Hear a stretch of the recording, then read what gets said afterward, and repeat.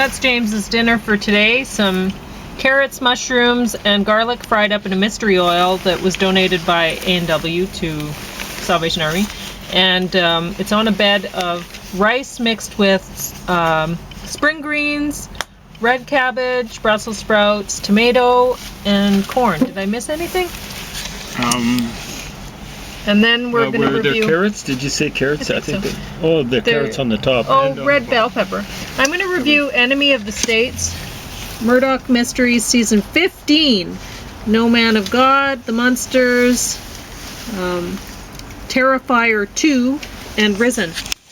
And you'll notice that Will Smith has a proud position on the number one, top of the stack. And...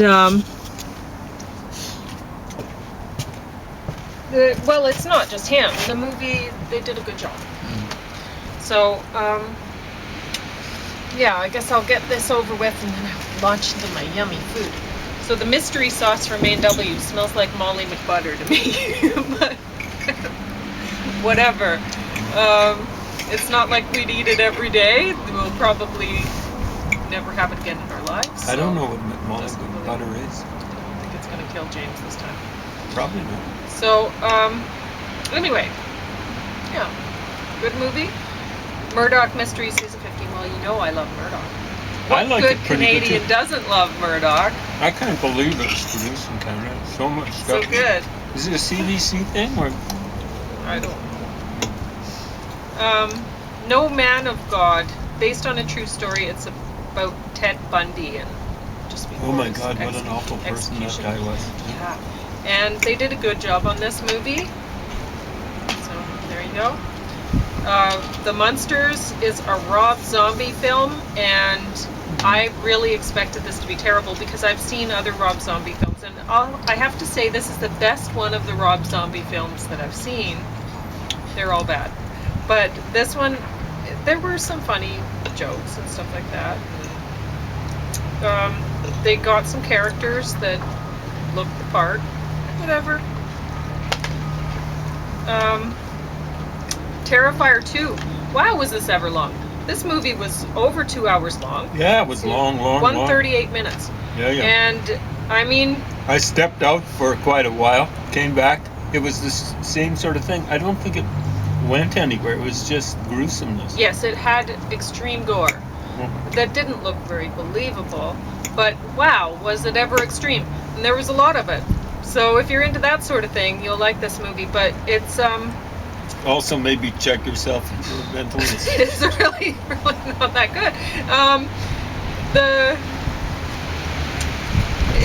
It wasn't too long, you know. It wasn't that I went, oh, is this ever going to end? It's just like, oh, there's more gore and whatever. But it didn't really feel like it was too long. Surprisingly. And I did like the way it reminded me somewhat of an 80s horror movie, but like Nightmare on Elm Street or something like that, right? But then they had like at first I thought that's what they were going for, the 80s look, right? And then they had the boy looking at the internet and the girl had a cell phone and all this, and so it's like, okay, well then that doesn't really fit. But the decor of their home looked believably 80s, and you know, they could have really went for that more, the 80s feel. Instead they did not. They brought in technology that wasn't around then. So, and I mean, anyway,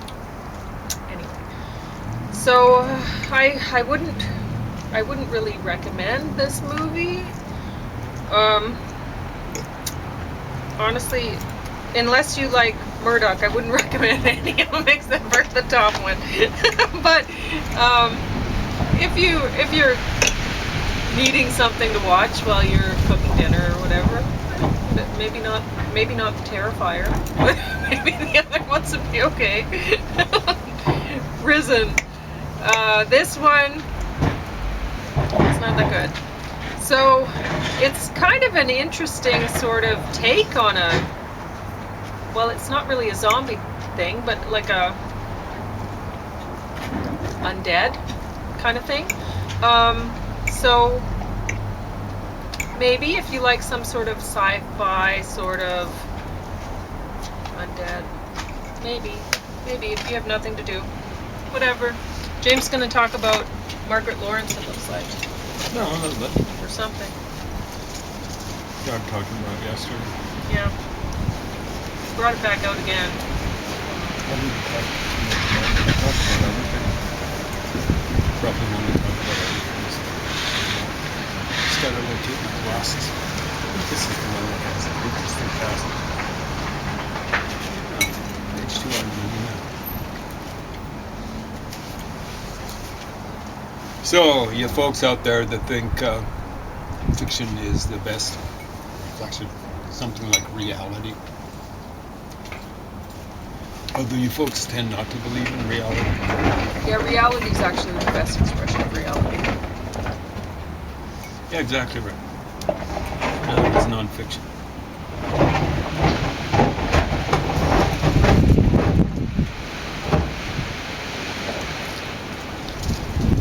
So,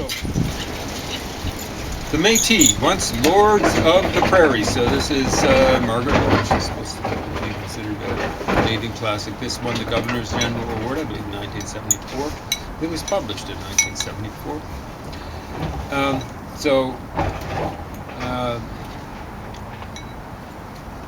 The main character in this novel, she has one of the villains of the piece is a professor who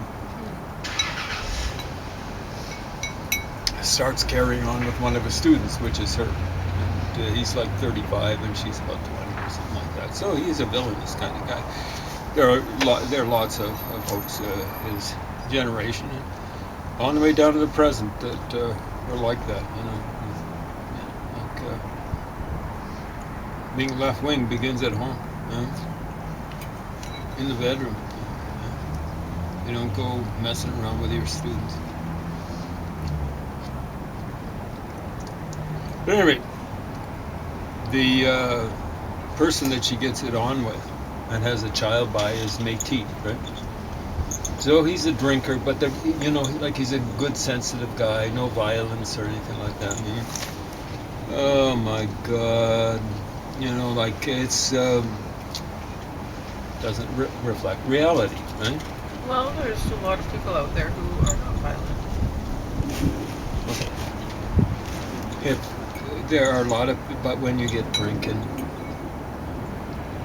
A lot of people who drink aren't violent. like alcoholics, maybe. Okay, it's just I've known people in this situation where they've married people who are alcoholics. I'm not going to mention how close they are to them. Yeah, I know. And they've been pounders. Not all the time, though. Not Because you all the also time, know- but people are going to. This is the typical liberal kind of stupidity. My sister's ex wasn't like that. He was Métis, and as far as I know, I don't think he ever. I don't think he was a pounder, but it's best that we don't talk about him because It is best. she'll be sensitive about You're it. right. She won't Okay. want me talking about it. Okay, the Métis, once lords of the prairies, now refuse burial space in their own land. Morag, that's the main character, cannot say anything. She has no right. I wasn't thinking so good right about then, Jules goes on. Jules. She calls him Jules, as I recall, but it'd be a French name, right? Jules. As in Jules Verne.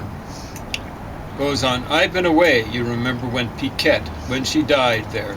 Neil Cameron reminded me where Piquette and her kids were buried. Neil Cameron, his daughter, is featured in A Jest of God. He's the head of he's the undertaker for the town. Neil Cameron reminded me where Piquette and her kids were buried. Piquette's Métis. Where was that? Métis churchyard. Up Galloping Mountain Way. So you've been through Galloping Mountain? Yeah, it's called Riding Mountain, in real life. So we went to the park, but when we were coming out of the park, coming south, remember it was just kind of starting to drip rain, we would have gone right through a place called Riding Mountain. And it's north of where this is centered. It's called, what is it called? Manawaka. She wrote a series of maybe 5 novels that are based in Manawaka, or have, this isn't the entire Manawaka. I think some is in Vancouver, some of it what would be Lakefield. I can't remember what it's called. Lakefield's northeast of Peterborough. I think some of it's in Toronto. But anyway, as I recall, it's been a while since I And so Galloping Mountain is hilarious, name for riding mountain. And the place in Manawaka is, I don't know how to pronounce it. We went through Nipawa or something like that. Nipawa. Nipawa. It would be pretty name. It might be Ishnabu. But anyway, Métis Churchyard up Galloping Mountain Way. I was glad then that they'd refused Lazarus in the town cemetery, so Lazarus is Métis.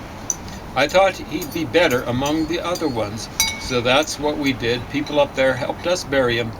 The priest there wasn't too troubled. Okay, put your thinking caps on. Take your fool's caps off. No fool's cap.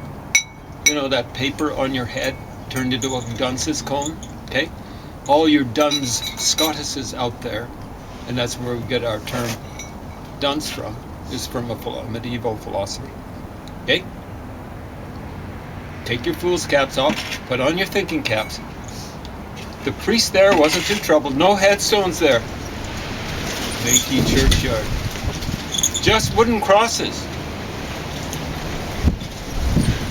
Plain pine, or whatever comes to hand. And the weather grays them. I don't know if they were painted originally, but the one that she saw, or ones that she saw, the paint was gone if it was ever there. The weather grazed them. I liked it up there.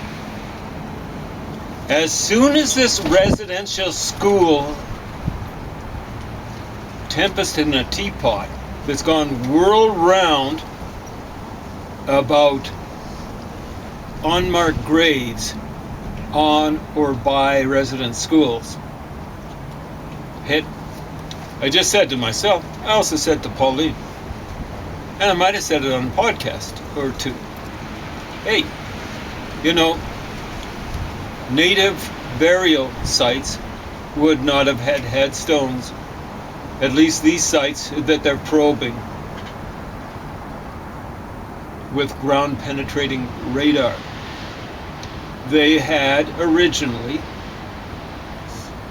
wooden crosses that turned gray in the weather. And what happens, you've seen buildings, at least you've been on the prairies, that have it like granaries or old houses where the paint hasn't been renewed. And eventually they fall in. The weather doesn't just gray them, it eats them up.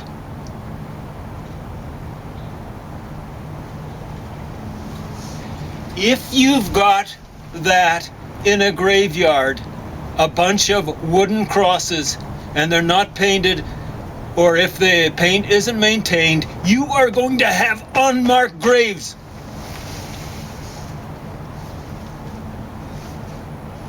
She mentions it elsewhere in this book. I'm not sure if it's a Métis graveyard or a native graveyard, indigenous graveyard.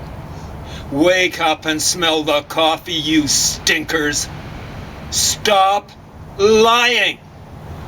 When you indulge in this sort of stuff, and you're mentioning particular religions, particularly Catholicism, but you're probably going to raise this about Anglicans and whatever other churches were involved in the resident schools, you are engaging in hate speech, you scumbugs.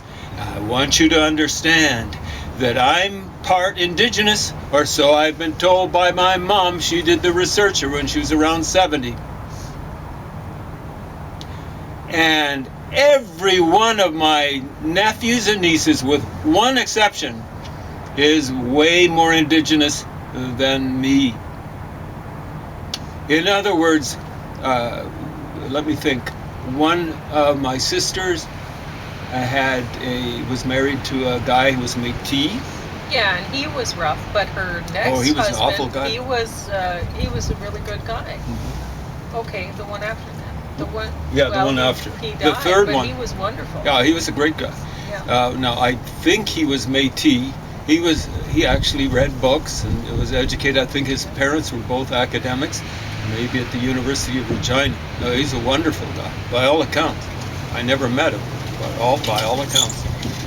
She loved him very much. The second guy, I gather, was a pounder, and probably at least a binge alcoholic. The first guy was just nuts about dope, and he died of a drug overdose in Toronto after my sister managed to escape from him.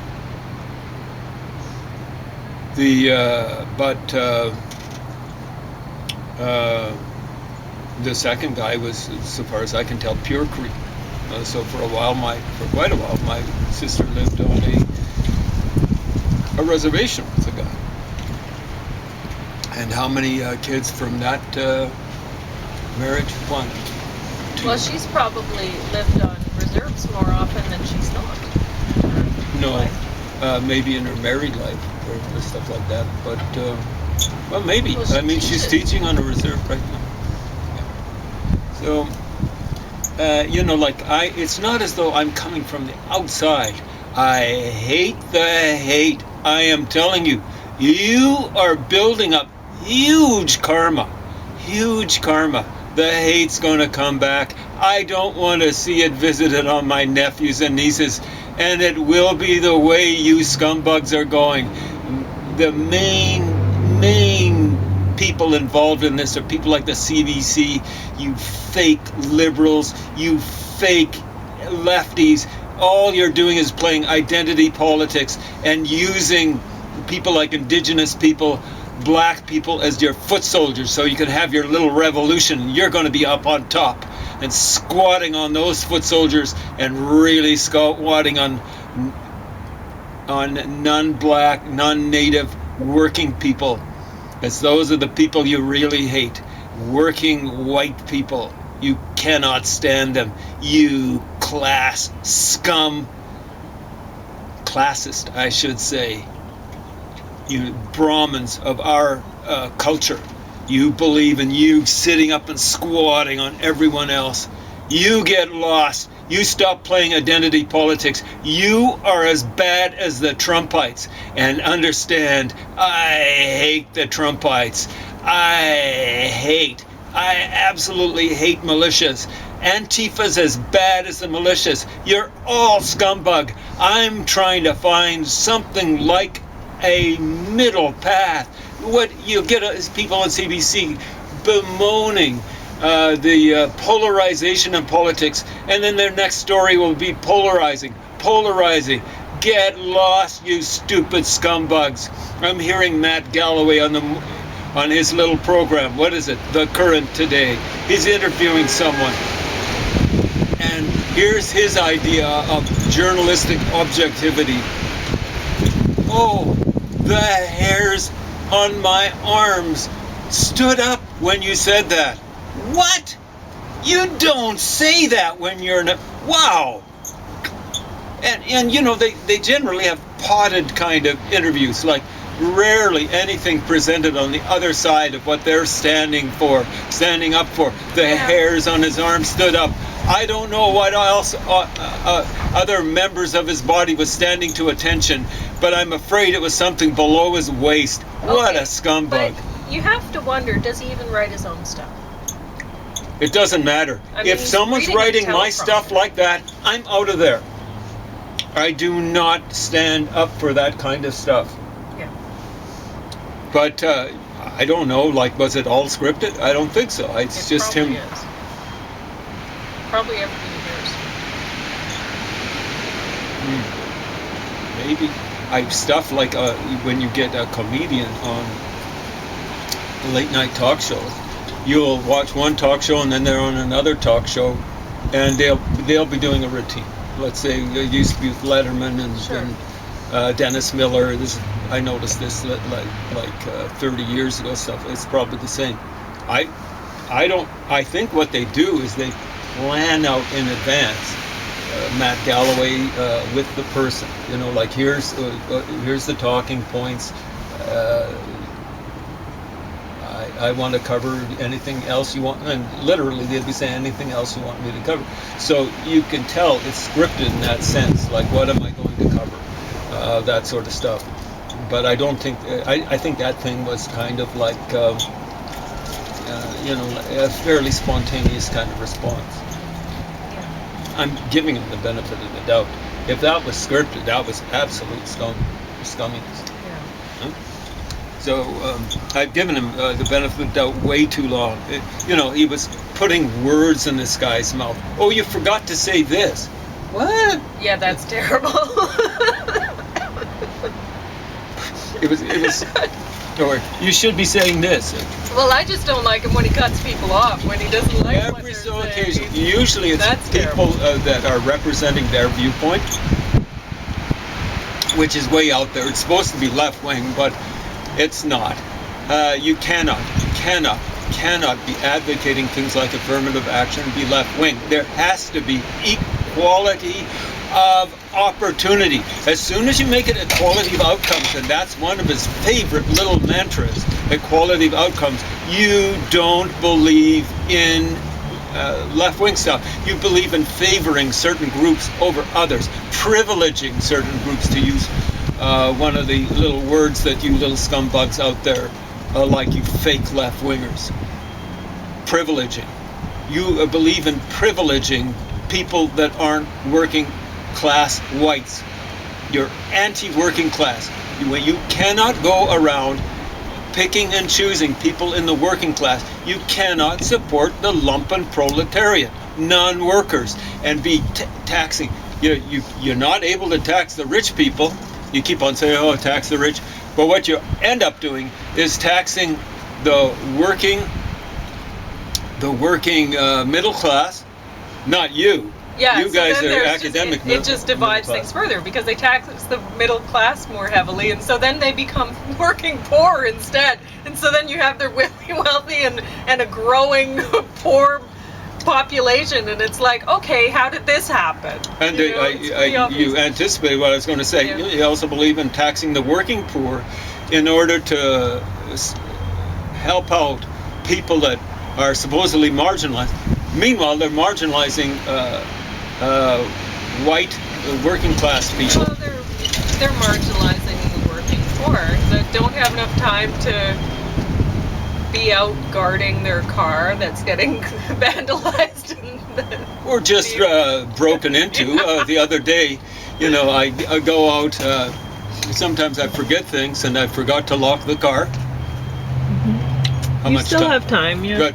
5 minutes. And so I went out at midnight, and I see one of these bicycles with a baby carrier behind it, right by the car on the boulevard. And I'm going, where is the cyclist? Oh, front seat of the car, stretched out. And I'm going, oh, okay, it is sleeping there. It wasn't sleeping there. Rifling through the thing. So it had come in the passenger door, and was at this point in time was stretched out, fully trying to grab stuff out of the pocket, or whatever, on the driver's side door. And I don't believe in cussing too much. Every so occasionally, when I'm talking about Jason Kenney, or it'll pretty soon be Danielle Smith, or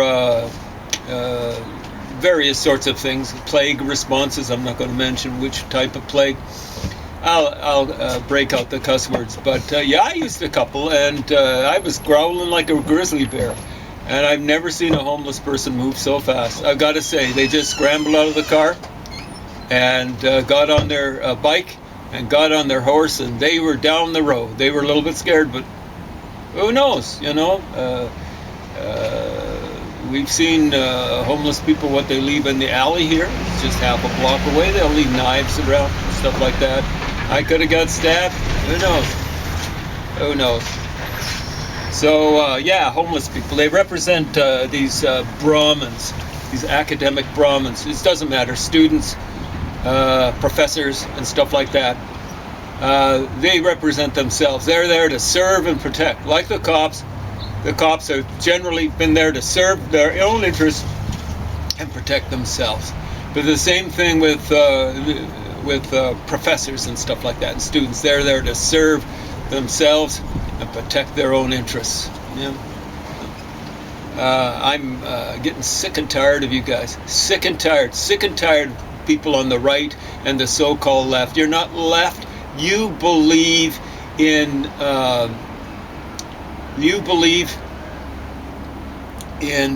crushing individualism. You cannot stand it. You bought the lies of the capitalists. They're going around saying, we believe in individualism. No, they don't. Just for themselves, not for anyone else. John Locke said, and it should be applied to these capitalists, your freedom ends at your nose. Your freedom ends at your nose. In other words, you're allowed freedom of speech. But capitalists, if you were doing freedom of speech on their work site, they want to fire you. They do not believe in individualism spread around to everyone. They don't believe in individual freedom, but neither do the lefties strutting around university campuses, nor do the militias, the right-wing militias, nor do the Trumpists. None of you guys, all you guys are corporatists, fascists. You're corporatists. You believe in the power of a larger entity and that people should fit into those, that people are stronger because they fit into an entity. All that is corporatist, not just corporations, not just fascists. It's socialism as it has worked out. Communists are that way too. And the various powerful religions are that way too. I'm not going to single out any particular ones, but the powerful worldwide ones. I will mention Catholicism is that way too. But there are other ones too. You guys, you can all go to hell, because that's where you're taking the rest of us. You are dividing up society. You call it you fake socialist. You call it multiculturalism. It's post-culturalism. It's hardly any cultures squatting on their own members, and in some cases where they believe in making other people conform to their own standards, squatting on other people, posse-culturalism. And basically your idea of multiculturalism is a monoculturalism. Any other kind of concept of multi-ethnicism, no, it doesn't cut it with them. And then what you do is you call it racism. When people call you on it. You believe in pluralism, but it's actually just singularism. Your idea, oh man, let's get out there and share food, let's share our dances, and let's share our music. There's a lot more to culture than that, you stupid bozos. And the cultures that you're supporting don't believe in what you believe in, like pro-choice. They're not pro-choice. And you're sitting there saying, oh, like cultures should get together. And you're absolutely insane. You're suicidal. Get lost.